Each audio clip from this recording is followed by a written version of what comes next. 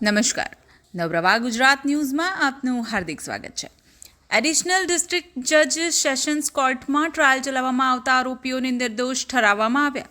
વર્ષ 2022ના અરસામાં ડભોઈના સિદ્ધપુર ગામે જયેશભાઈ નારાયણભાઈ રોહિતનું મૃત્યુ થયેલું હતું, જેના અનુસંધાને ડભોઈ પોલીસ સ્ટેશનમાં ગુનો રજીસ્ટર થતા આરોપી કૈલાસબેન કમલેશભાઈ વસાવાની ધરપકડ કરી જ્યુડિશિયરી ખાતે રજૂ કરી અને તે આરોપીઓને ડભોઈના એડિશનલ ડિસ્ટ્રિક્ટ જજ એન્ડ સેશન્સ જજના કોર્ટમાં રજૂ કરવામાં આવેલા તે ગુના અંગેનો સંપૂર્ણ ટ્રાયલ વકીલ શ્રી S.L. વસાવા તેઓના ગુનાનો સંપૂર્ણ ટ્રાયલ ચલાવીને આ ગુનામાં આરોપીઓને શંકાનો લાભ અપાવીને નિર્દોષ ઠરાવવામાં આવેલા છે।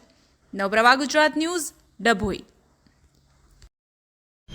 વર્ષ 2022ના અરસામાં સિદ્ધપુર ગામે 302 મુજબનો એક ગુનો રજીસ્ટર કરવામાં આવેલો, જે ગુનો રજીસ્ટર કરવામાં આવતા આરોપીઓને અટક કરવામાં આવેલા અને તે આરોપીઓનો ચાર્જશીટ નામદાર ડભોઈના ડિસ્ટ્રિક્ટ એન્ડ સેશન્સ એસેમ્બલી કોર્ટમાં કરવામાં આવેલો।